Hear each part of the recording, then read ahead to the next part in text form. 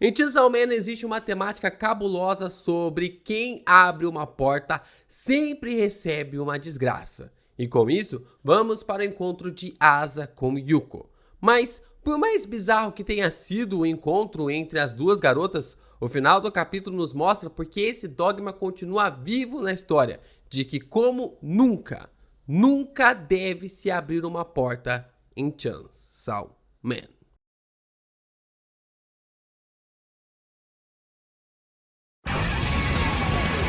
普通の生活がしたいだけなのに、んなことも考えられねえのかよ。 Yo, Geeks, aqui é o LP e vocês estão no canal do Geek Brasil. Fiquem ligados porque esse vídeo contém spoilers do capítulo 111 de Chainsaw Man. Sim, pessoal, pelo que parece, o Fujima Sensei começou a colocar as suas garras para fora e vai realmente começar a mexer nas entranhas dessa nova jornada de Chainsaw Man, dessa segunda parte. Vamos caminhar, vamos andar aqui com as próprias pernas, porque tem muita coisa pra gente observar e comentar sobre esse capítulo. Então já vem deixando o seu like, chega que nem o Denji, chega na base da voadora no seu like, se inscreve aqui no canal, clica aqui para você se inscrever e compartilha esse vídeo com seus amigos também, porque tem muita coisa legal pra gente comentar sobre o Chainsaw Man. Eu dei uma lida lá nos comentários lá da Manga Plus e tem uma galera confusa por lá, e aqui a gente vai tentar destrinchar toda essa sabedoria,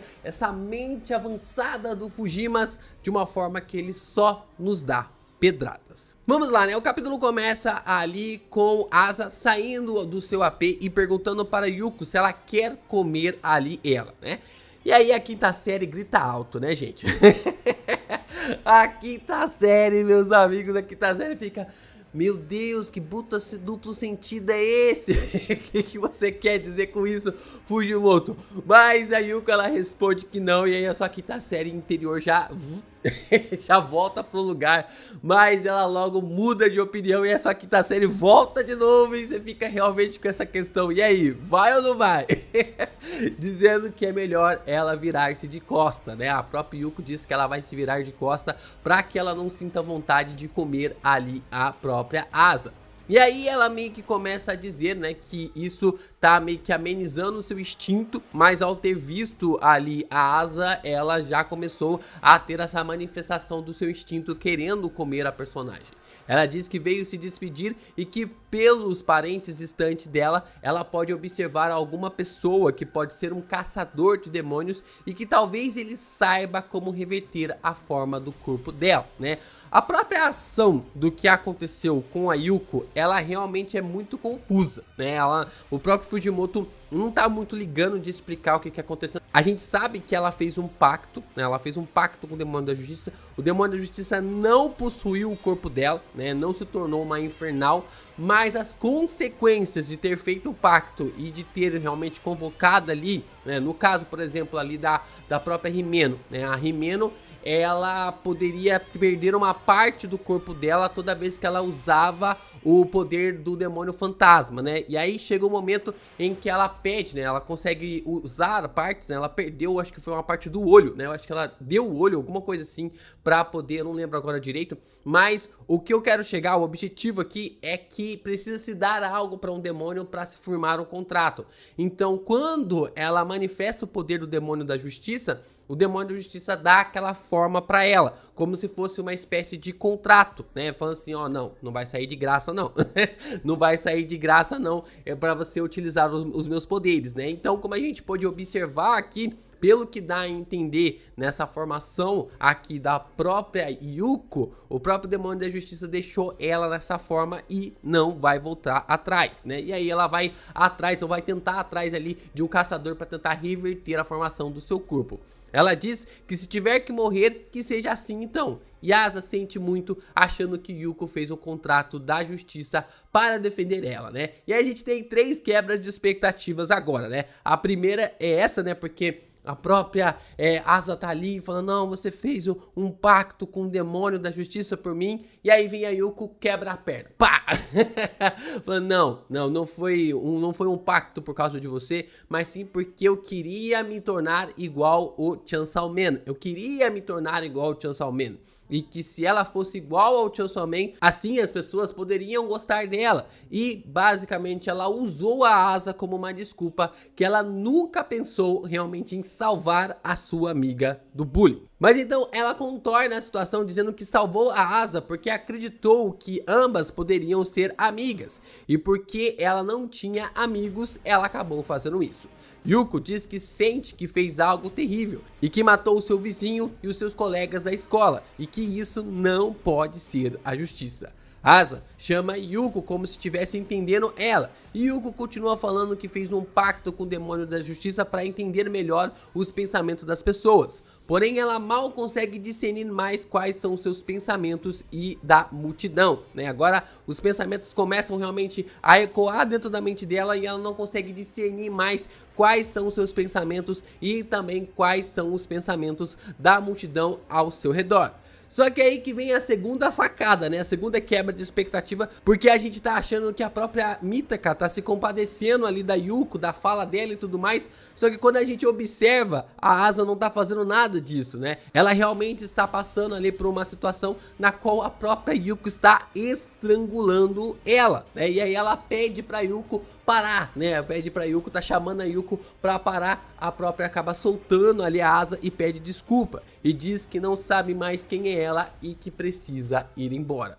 Ela agradece então a Mitaka por ter sido sua primeira amiga e pede para ela não fazer um contrato com o demônio da justiça e que ele ainda está na escola. Bom, pelo que deu a entender, né, na informação dada sobre esse capítulo, né, pelo que já dá para realmente abranger as ideias, como a própria Yuko, ela tinha ali a manifestação de saber tudo o que estava acontecendo dentro da escola, ela não cita nem o demônio da fome e nem o demônio da morte. Então, o demônio que apareceu ali para trazer ela de volta à vida não pode ser o demônio da morte nem o demônio da fome, mas apenas o demônio da justiça.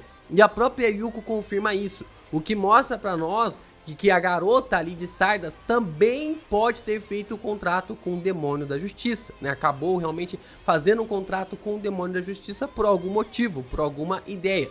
As três garotas, né, como a gente pode observar, que fizeram um contrato com o demônio ali da justiça, elas possuem os mesmos traços, né? As três garotas são extremamente parecidas. Eu tava conversando até mesmo com o Hellfang antes de vir gravar esse vídeo, né, falando lá no Discord sobre como essas três garotas são extremamente parecidas e por que o Fujimoto tá decidindo bastante esse design, né? Tanto a representante quanto a garota de Sardas quanto a Yuko se parecem demais. O que faz também bastante sentido. A justiça está perto ali da guerra, porque sempre onde tem guerra tem justiça. E sempre onde tem justiça tem guerra, né? Não importa se é uma guerra ali que leva a uma justiça distorcida ou uma justiça realmente ali que possa ser de uma forma legal, assim, aos olhos dos outros. Sempre a guerra vai ser uma parada meio que macabra. Sempre a guerra vai ser algo a quem temer. Não importa ali quem seja o que falado, né? Ou o povo perdedor, quem perder a guerra sempre vai sofrer a justiça da pior forma possível. Então faz bastante sentido a justiça estar indo atrás ali da guerra, não importa o que aconteça. Não importa realmente o que role, a justiça parece sempre ter uma conexão ali com a guerra. E um detalhe realmente que o Hellfang percebeu lá no Discord é que essa garota de Sardas aparece já no capítulo 98, né? Ela tenta dar ali um franguinho pro Cocop.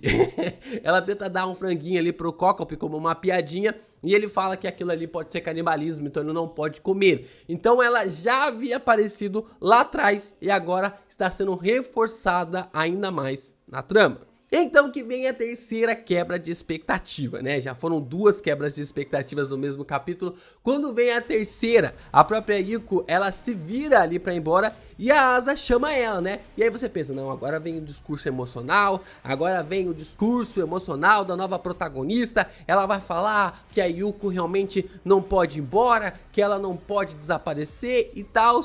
Não, não acontece isso em Chainsaw Man. E tem a terceira quebra de expectativa, é que a Mitaka quer devolver o tênis para a Yuko, né? Mostrando ali para a personagem de que ela agora que está descalça, então ela precisa de um tênis. A Yuko então ela se recusa a receber o tênis, mas a Mitaka então repete as mesmas palavras que a Yuko disse para ela.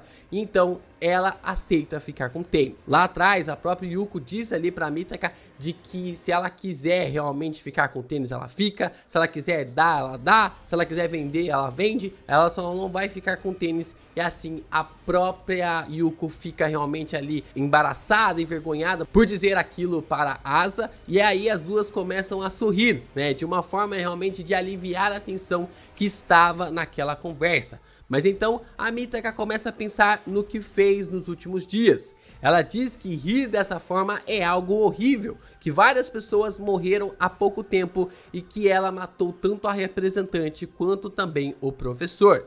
E ela fica se questionando como consegue rir de uma forma tão fácil assim.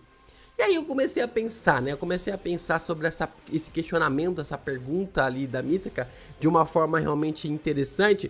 E eu falei assim, caracas, tudo que eu realmente comentar sobre isso vai ser suposições, vai ser ideias, né? Então não fará muito sentido. E aí eu gostaria de uma opinião dos meus inscritos da área da psicologia, né? Eu gostaria realmente dos meus inscritos que pensam em estudar psicologia ou estão estudando psicologia. Deixem aí nos comentários qual que é esse tipo de reação ali da própria Asa, né? Será que é um tipo de reação na qual é uma autodefesa? Alguma forma de reagir ao luto? Uma forma realmente de não deixar com que sua cabeça realmente fique surtando, né? Porque ao mesmo tempo que ela está aliviada que a própria Yuko fez aquilo na escola, agora ela também se sente culpada por estar rindo em pouco tempo, né, do que aquilo tudo aconteceu na escola, né, aquilo tudo que aconteceu há pouco tempo na escola. Então deixem aqui, estudantes de psicologia, o que vocês acharam desse ponto trazido ali pela própria Mitaka. Yuko então veste o seu calçado e ela diz que um dia voltará para devolver o tênis para Asa. Mitaka diz que é uma promessa e assim a sua amiga desaparece. Vemos Yuko pulando por cima dos prédios enquanto vários pássaros voam com sua chegada. A garota diz que gostaria de saber o que os pássaros pensam e assim o dia termina. Vemos um quadro bem interessante com o barulho de uma motosserra e então temos um foco na garota de Sardas, que havia sido possuída pelo que dá a entender agora pelo demônio da justiça. Vemos um quadro também da Mitaka triste pra caramba, deitada em sua cama, né, como se não conseguisse dormir. E vemos um quadro também do Denji com os cachorros da máquina e apenas o cabelo da Nayuta ao seu lado, né? Galera, infelizmente não foi dessa vez, família, não foi dessa vez que nós podemos observar a Nayuta, infelizmente. Não foi dessa vez. E então, vemos também a Yuko que está dormindo também. Mas ela parece ter algumas espécies de manchas de sangue em seu pescoço. Ela parece ter algumas manchinhas de sangue em seu pescoço. E assim que vemos o próximo quadro, a cabeça da Yuko está arrancada do seu corpo. Sangue sai do seu nariz e ela nem teve reação do que realmente fazer. Mas quando vemos o próximo quadro, é aí que vem o grande choque, é aí que vem o grande impacto. Uma figura extremamente parecida com o Chainsaw Man arrancou a cabeça da Yuko. Foi uma figura extremamente parecida com o Chainsaw Man que arrancou a cabeça da Yuko. E ela só tem um tempo de perguntar apenas uma coisa: se era o Chainsaw Man que tinha feito isso com ela. Bom, como eu falei pra vocês na semana passada, como eu disse na semana passada, portas em Chainsaw Man não foram feitas para ser abertas. Sai pela janela, vai ali por cima do telhado, abra o telhado, mas nunca saia de uma casa, de um apartamento por uma porta em Chainsaw Man, porque sempre vai acontecer uma desgraça, né? Claro, né, que uma das duas iria rodar, tanto a Yuko ou a Asa, né? E como a história precisa realmente continuar, é claro que seria a Yuko, né? É claro que seria a Yuko nesta relação ali a rodar. Mas agora que vem a grande questão, né? Quem é essa figura misteriosa que apareceu arrancando a cabeça ali da Asa? Não tem como ser o Denji, né? Não tem como ser o Denji, porque o autor deixou isso claro. Ele estava dormindo na hora da morte. Percebem que na forma narrativa a gente observa o barulho lá da motosserra fazendo né? Você consegue ver claramente ali a figura da motosserra e logo em seguida nós vemos ali os 3 personagens dormindo. Não é o demônio da justiça, não é o demônio da guerra e também não é o Denji. Então, quem é que pode ser, né? Quem é que pode ser? Porque ele faz questão de mostrar que não é o próprio Denji. Mas, né, o Fujimoto não mostra o corpo todo do Denji, né? O Fujimoto, ele é esperto, ele não mostra o corpo todo do Denji. Como vimos no capítulo 96, a Pochita agora pode manifestar a forma do Denji fora do corpo do personagem. E ele consegue permanecer vivo sem o coração, né? Sem ali a figura da Pochita em seu coração. Como vemos ali no capítulo 96, Denji pode criar um corpo extra dele, separando ali o Pochita do seu coração. A gente consegue ver isso da forma como acontece isso ali no capítulo 96. No final das contas, o Pochita é apenas um demônio que quer proteger o Denji e agora a Nayuta. E isso pode ser preocupante, porque ele acabou ficando nos seus pensamentos na forma de como o próprio demônio da justiça conseguiu escapar. Não o demônio da justiça, mas sim a própria Yuko na manifestação, como o demônio da justiça conseguiu escapar e o Pochita pode ter ido atrás. Ou é isso, ou o autor decidiu colocar o concorrente da motosserra, da marca da motosserra do Denji em ação. Não tem outra explicação, né? Ou é o Pochita, ou é ali a concorrência, né? A concorrência ali da marca da motosserra que a galera tem medo, né? O pessoal começou a ficar com muito medo de outra marca de motosserra e aí surgiu outro demônio da motosserra, né? Da marca concorrente. Assim, nós vemos a silhueta de alguém parecido com o demônio da motosserra segurando o corpo ali da Yuko de cabeça para baixo. E então, o capítulo termina.